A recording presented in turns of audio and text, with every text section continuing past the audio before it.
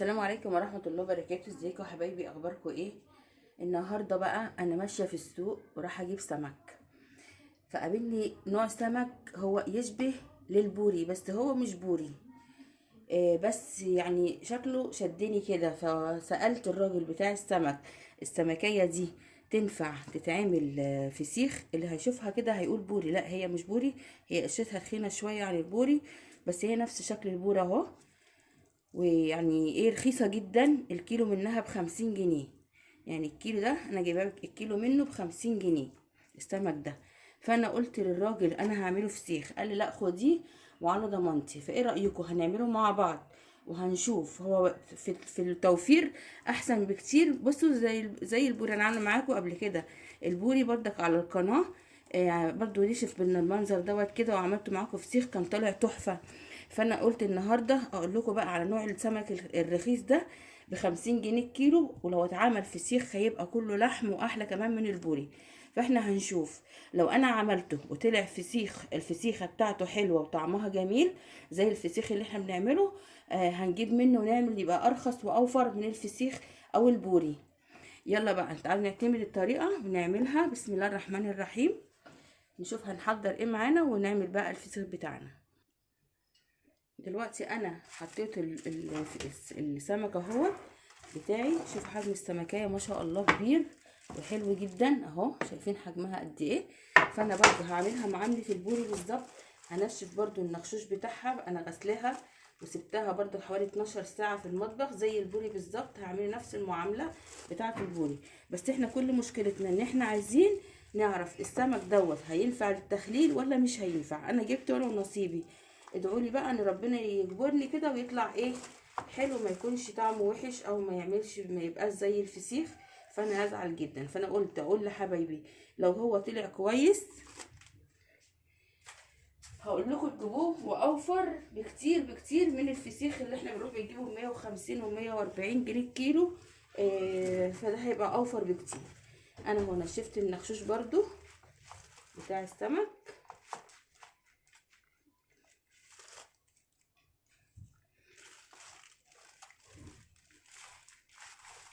اهو، وهبتدي جبت الشطه بقى بتاعتي، وجايبه برضو البطرمان اللي احنا كنا عاملين فيه الفسيخ قبل كده. اللي مشافش الفيديو يخش يشوفه على القناه. والله طالع الفسيخ طعمه روعه، وكل اللي داقه اتجنن عليه. انا جايبه هنا اهو شطه مكتره له الشطه، وده الملح الخشن او ملح البحر او الملح الرشيدي، يعني هو ليه 3 اسماء: الملح البحري او الملح الرشيدي او الملح الخشن. اهو انا كترت فيه الشطه شويه عشان الراجل وانا بجيبه مني قال لي كتري له الشطه، فاحنا كترنا الشطه اهو. وهنبتدي برضو احشي النخشوش بتاعه بنفس الطريقه اللي انا عملت بيها البوري كده.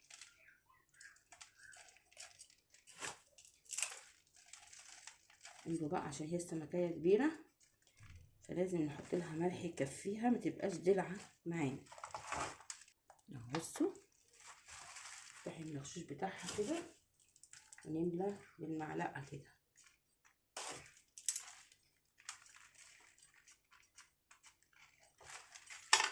وهفتح بقها برضو واحط لها شويه ببقها.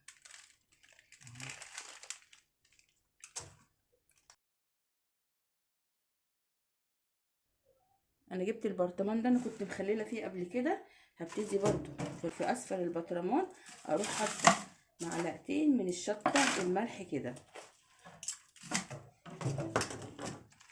وهبتدي امسك السمكيه بتاعتي انزلها في قلب البرطمان كده اهو. حاولوا تلفوها عشان البرطمان ياخد بايد السمك بنفس المنظر اللي انا عملته ده كده اهو. بص انا لفاها ازاي، وهبتدي ارش عليها شويه ملح، الشطه برضو بنفس الطريقه. نعمل التانية مع بعض.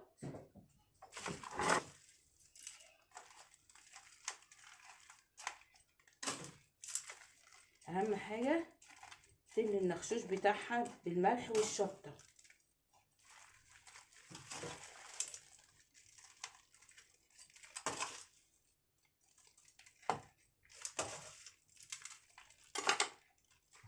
المنظر ده كده.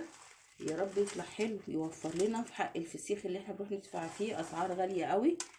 والسمكه دي رخيصه يعني مش غاليه، لو لقيتيها ب50 ب60 جنيه هو ده يعني اخر سعره. ما حدش يضحك عليك ويقولك ب100 ولا ب80 ولا ب90، لا، هو اخره 60 جنيه او 50 جنيه. اهو برضو هروح احطها في البطرمان بنفس المنظر. بس انا بقى هحط دي راسها عكس دي. انا كده ملحت السمك كله اهو بنفس الطريقه اهو، ومكتره عليه الشطه. شايفين الشطه انا حطاها عليه قد ايه؟ هو قال لي كتري عليه الشطه، انا كترت الشطه زي ما هو قال لي في الملح. وبقيت كل سمكتين احط عليهم ملح زي ما انتم شايفين كده، الملح اهو برضو عشان هي السمكيه سمينه عشان تتملح كويس. فانا دلوقتي هبتدي احط برضو عليها كيس كده من جوه كده، وهسيبها لمدة اسبوع بالظبط، لان الجو حر نار. مش هسيبه 10 ايام، اسبوع وهنفتح عليه. وبالامانة اقسم برب العزة إيه، لو طلع حلو لا اقول لكم، لو طلع وحش اقول لكم عشان ما حدش يضحك عليكم. يعني انا خاطرت وجبت والله ب250 جنيه. قلت مش مشكلة هعمله وهشوفه، عشان لو انت قابلتيه في السوق وحد قالك عليه حلو وانا جربته في الفيديو وقلتلك عليه وحش فانت ما تجيبوهوش. فانا عامله الفيديو دوت كاختبار للسمكية نفسها، هتطلع حلوة ولا هتطلع وحشة. بس يا رب يا رب يا رب ربنا يخلف ظني ويطلع جميل ويطلع حلو زي الفسيخ. وهحط عليه كيس برضو على وش البرطمان كده، وهبتدي اقفل البرطمان. اكملي بقى البطرمان كده، حطيه جوه شنطه تانية واقفلي عليه، وحطيه بقى في بلكونه، حطيه في مطبخ، حطيه في اي حته. وانا هسيب ده برده 6 ايام 7 ايام وهفتح عليه وهقول لكم بالامانه، وهنفتحه مع بعض هوريكم كل العيوب وكل الميزات بتاعته. دلوقتي يا حبايب قلبي بقى هنفتح البطرمان مع بعضينا، وهنشوف دلوقتي الفسيخ بتاعنا اللي هو مش بوري. انا معرفش اسم السمكه دي ايه، اللي يعرف اسمها يقول لي في التعليقات. بس انا جبتها شكلها عجبني، قلت ممكن تنفع في السيخ فجبتها. فدلوقتي هنفتح وهنشوف ايه النتيجه. بسم الله الرحمن الرحيم. محدش يقول لي ده بوري، ده مش بوري يا جماعه، والله ما بوري. بس انا هشوف كده. بسم الله الرحمن الرحيم. تكبيره ما شاء الله. بسم الله. شايفين؟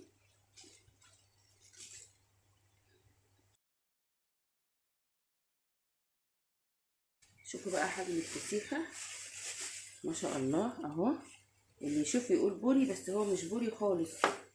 بس هي يعني لقيتها فتحت كده من جوه عشان هي بطنها ضعيفه غير بطن البوري. فتعالوا بقى ننضفه ونشوف واقول لكم والله الطعم حلو ولا مش حلو.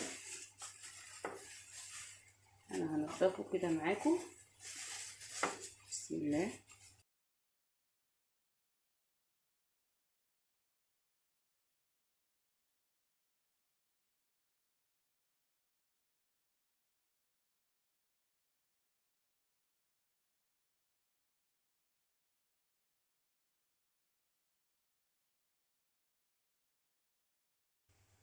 تعالوا بقى نسمي الله وندوق طعمها كده. بسم الله الرحمن الرحيم.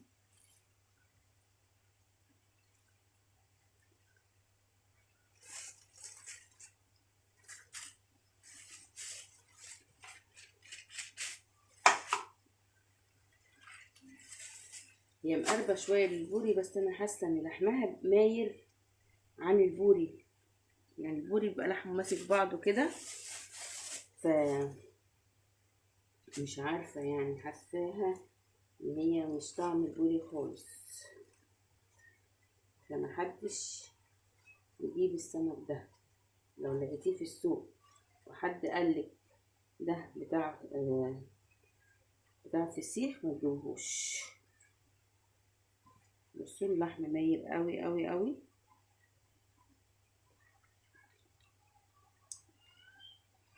مديه على مرارة.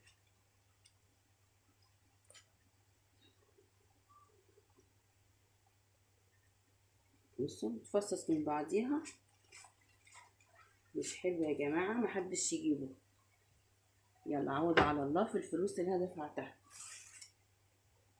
السلام عليكم ورحمة الله وبركاته.